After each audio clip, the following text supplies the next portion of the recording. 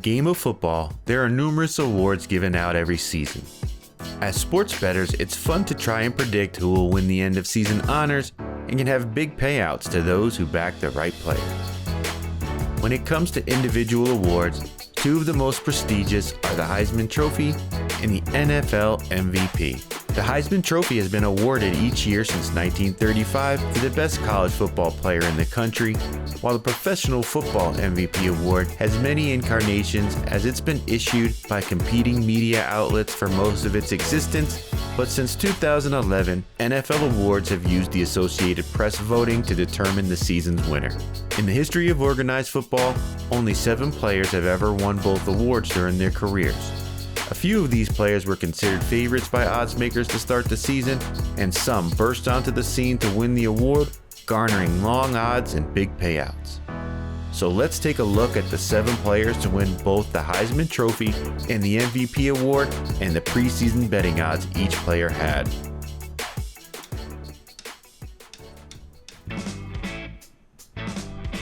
Paul Hornung, the Golden Boy of Notre Dame, won the 1956 Heisman Memorial Trophy in a very controversial decision. Hornung was a household name on one of the most popular teams in America.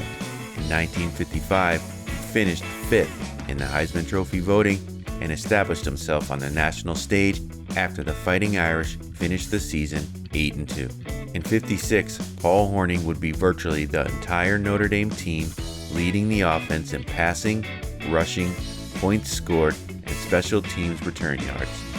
He also played defense, leading the team in pass breakups, and was second on the team in interceptions. The Fighting Irish would have a down season with a 2-8 record, making Hornung the only winner of the Heisman Trophy on a losing team. A big factor that helped Paul Hornung win the award was the depth of the Heisman field in 1956. Tommy McDonald of the national champion Oklahoma Sooners would get more first-place votes than Hornung, but would be left off more ballots overall. Johnny Majors of Tennessee would have a better offensive season and get a lot of votes from the South, while quarterback John Brodie of Stanford would lead the West voting, and Jim Brown of Syracuse would lead the Northeast, splitting the voting regionally. Hornung benefited from the popularity of Notre Dame nationally to garner just enough votes to win the Heisman.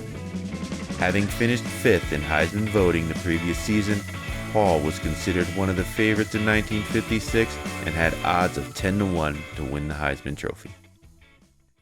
Paul Hornung would be the first pick in the 1957 draft, joining the Green Bay Packers.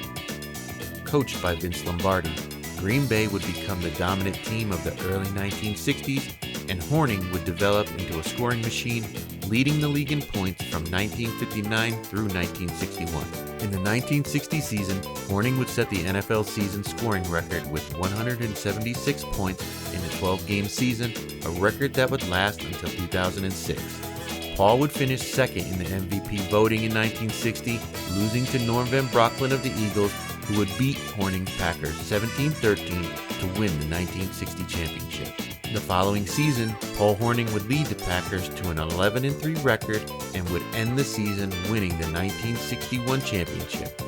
Hornung in the 12-game season would amass 600 yards rushing and 8 touchdowns.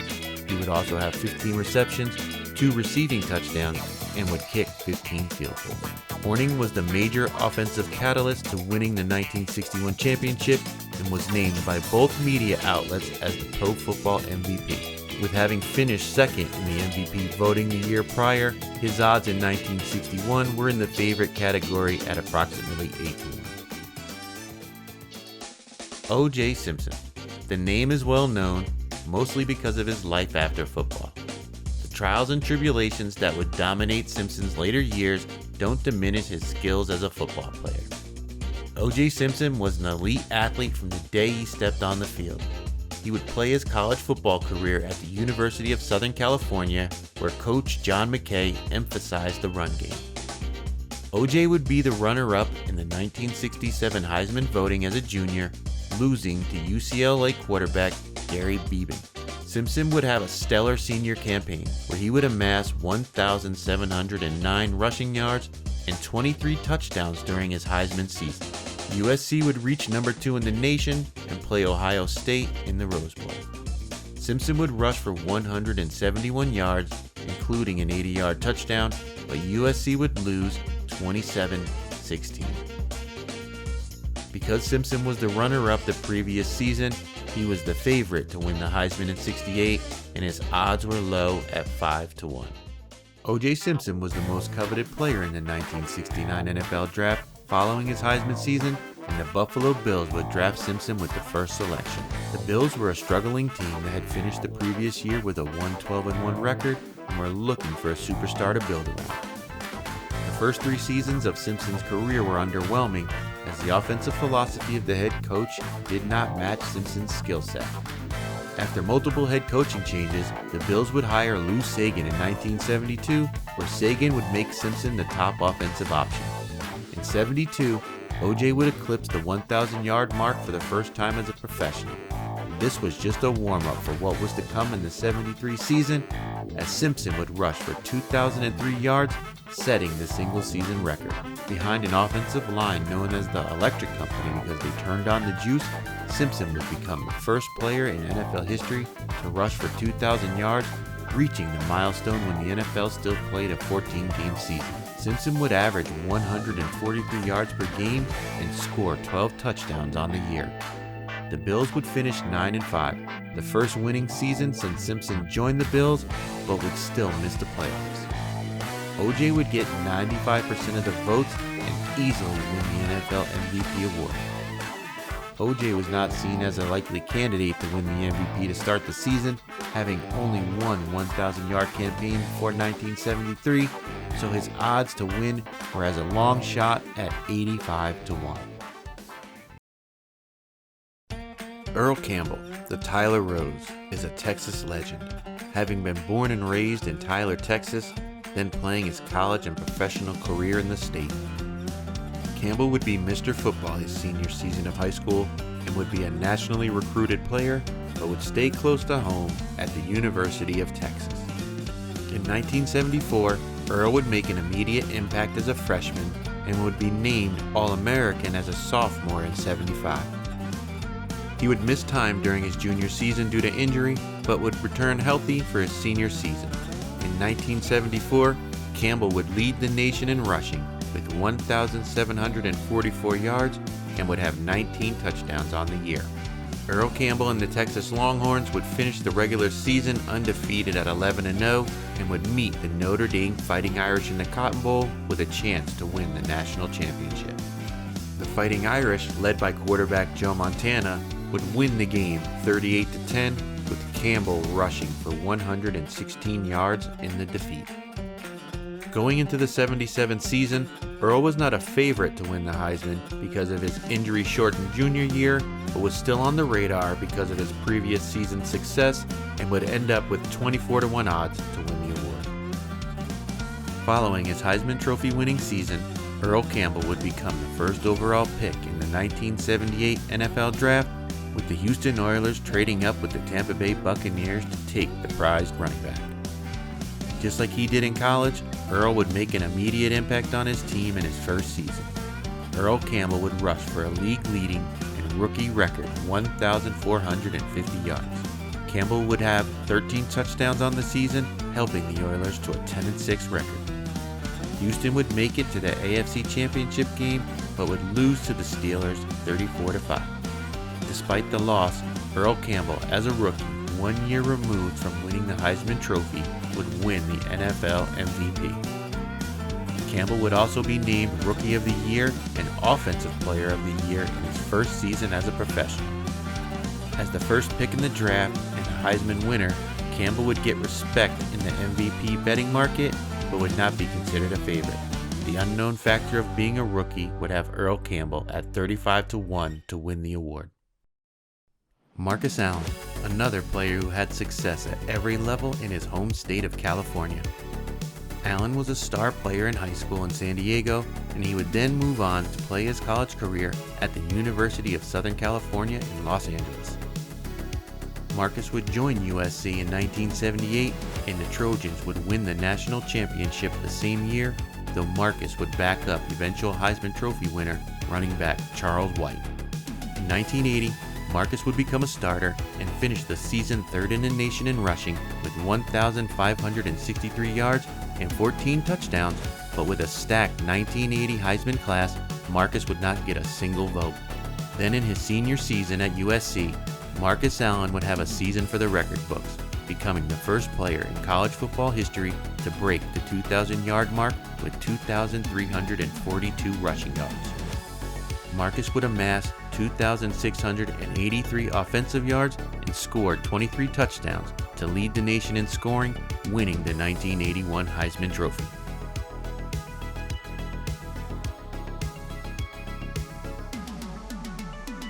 Marcus Allen's stock as a potential Heisman winner was on the rise.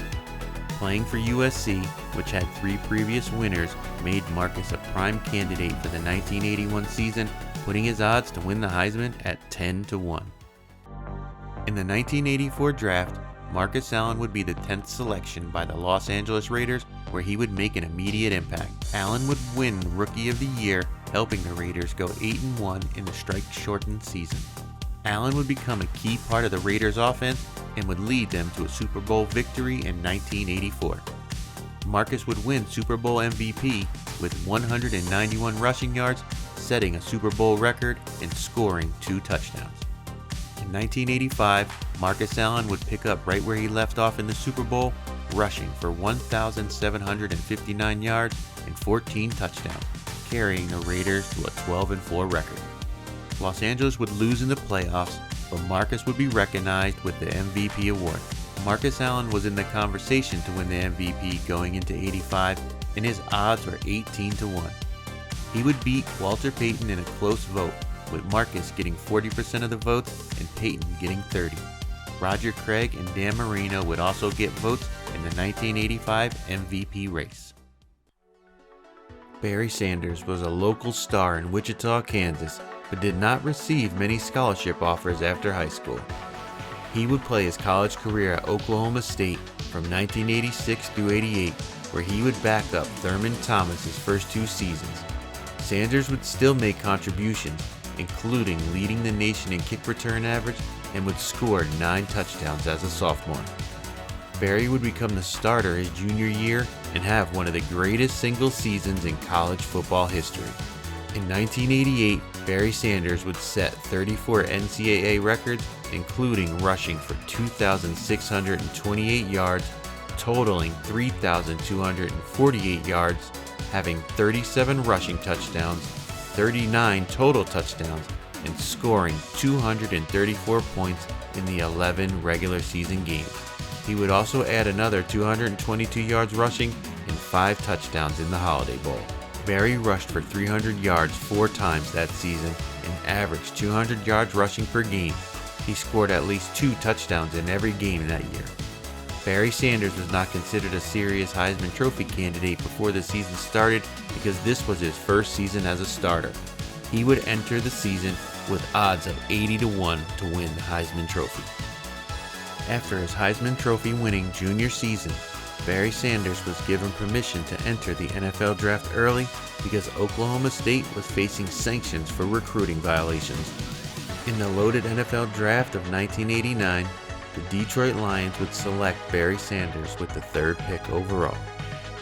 In his rookie season, Barry would rush for 1,470 yards and 14 touchdowns, winning the Offensive Rookie of the Year award. Sanders would go on to have 1,000 yards rushing in every season of his professional career, leading the league 4 times. It would be the 1997 season where Barry Sanders would join this exclusive group and win the NFL MVP. During the 97 season, Sanders would get off to a slow start with 53 yards rushing total after 2 games. The team would make adjustments and Sanders would find his groove, and when the season was over, Barry would total 2,053 yards rushing and 14 touchdowns. He would add 33 receptions for 305 yards, setting the yards from scrimmage record at 2,358. Barry would win his 2nd Offensive Player of the Year award and split the MVP honors with Brett Favre. The Lions would make the wild card at 9-7, but would lose in the first round. In 1996, Barry Sanders did not receive any MVP votes, so entering the 97 season, Sanders would fall at the low end of the MVP candidates at 65-1. Cam Newton's college career was one filled with highs and lows, but would end in ultimate success. The Atlanta native would begin his college career at the University of Florida in Gainesville, but off-the-field issues would lead to him being kicked off the team after his sophomore season. Cam would transfer to Blinn College, a JUCO school in Texas, where he would win All-American honors, leading his team to the JUCO championship. Newton would be highly recruited by Division I schools and eventually choose to play his senior season at the University of Auburn. Cam Newton's 2010 season would be one of the greatest single statistical seasons in college football history. From the first game of the season, Newton showed he was the best player in college football. Cam would show his dual threat ability with 2,853 passing yards and 30 touchdowns, while also having 1,473 rushing yards and 20 rushing touchdowns for a total of 50 touchdowns. The Auburn Tigers finished the regular season undefeated and would go on to easily win the SEC championship game. The Tigers would play the Oregon Ducks for the national championship in the Fiesta Bowl, and in a tight back-and-forth contest, Cam would drive the Auburn Tigers into field goal range with the game tied at 19, and Auburn's kicker would make a last-second field goal, giving the Tigers the national championship. Cam Newton would easily win the 2010 Heisman Trophy over Andrew Luck and the Michael James. Cam was not on the radar for the Heisman before the start of the 2010 season, having been in junior college the prior season. Newton would have odds of 100-1 to win the award. Following his Heisman Trophy and national championship winning season, Cam Newton would be the first pick in the 2011 NFL Draft by the Carolina Panthers. In his first season in Charlotte, Cam would show his dual threat capabilities. Newton would throw for 4,051 yards and 21 touchdowns, while rushing for 706 yards and a quarterback record 14 touchdowns. He would win the Offensive Rookie of the Year award, though the Panthers would finish the season at 6-10. The next 3 seasons, Cam Newton would continue to be a dual threat quarterback, but the team's success would fluctuate. After a 5-8-1 2014 season, the 2015 Carolina Panthers would have one of the best regular season records in NFL history, finishing the season at 15-1. Cam would lead this team to this incredible record by passing for 35 touchdowns and rushing for 10 more. The Panthers would make it all the way to the Super Bowl, but would lose to the Broncos 24-10. Cam Newton was named NFL MVP by a near unanimous decision, getting 48 of a possible 50 votes. The dual threat quarterback was coming off a down season and a losing record going into 2015, and his preseason odds to win the MVP were at 50-1. Coming out of high school in South Florida, Lamar Jackson was not considered a 5-star recruit. Several Power 5 schools would offer Lamar a scholarship, but Jackson would ultimately pick the University of Louisville after coach Bobby Petrino promised to keep him at the quarterback position. Jackson would start 8 games as a freshman, making a name for himself as a dual-threat quarterback. Lamar Jackson's sophomore season was spectacular, as he would show his highlight playability every game. In the 2016 season, Jackson would start all 13 games, passing for 3,543 yards and 30 touchdowns.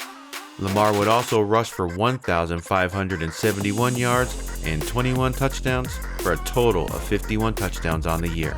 The Louisville Cardinals would finish the season with a 9-4 record, and Jackson would become the youngest ever Heisman Trophy winner at 19 years old. Jackson was not considered a candidate to win the Heisman and would have 75-1 odds to win the award. Despite the elite play during his 3 years at Louisville, Jackson was not seen as the best quarterback in the 2018 NFL Draft. Baltimore would select Lamar Jackson with the 32nd pick, with 4 quarterbacks selected ahead of him. Jackson would sit to start the 2018 season behind Joe Flacco, but would get his chance Week 10 after injury would sideline the quarterback. Lamar would lead the Ravens to a 6-1 record, showing his elite skills as a runner and passer. The Ravens would lose in the first round of the playoffs, but the coaching staff would make Lamar the starting quarterback going into the 2019 season. Just like in college, Jackson would have a sophomore season for the history books. Lamar would throw for 5 touchdowns in the first game of 2019 and would continue to dominate for the remainder of the season. In the 15 games Jackson played, he would pass for 3,127 yards and 36 touchdowns, with only 6 interceptions. He would also rush for quarterback record 1,206 yards and add an additional 7 touchdowns. Baltimore would end the year with a 14-2 record, winning the AFC North and a first-round bye. Baltimore would lose in the divisional round to the Titans, even with Lamar accounting for 500 total yards. Jackson's season was so dominant that he became only the second unanimous winner of the MVP award and the second youngest ever winner. Jackson was once again considered a long shot to win the NFL MVP award and would open the season with 100-1 odds. So there you have it, the 7 players to win both the Heisman Trophy and the NFL MVP. So as we head into the start of the 2023 football season, who do you think will win the Heisman Trophy? And do you think any of the active Heisman Trophy winners will win the MVP? Leave your picks in the comments below, and be sure to hit that like and subscribe button, as we'll be having more content throughout the entire football season. Be sure to subscribe to deadmoneysports.com, as we've got plenty of other football content, including who Dead Money Sports likes to win this year's NFL awards. So be sure to check out all the videos, and thanks for watching.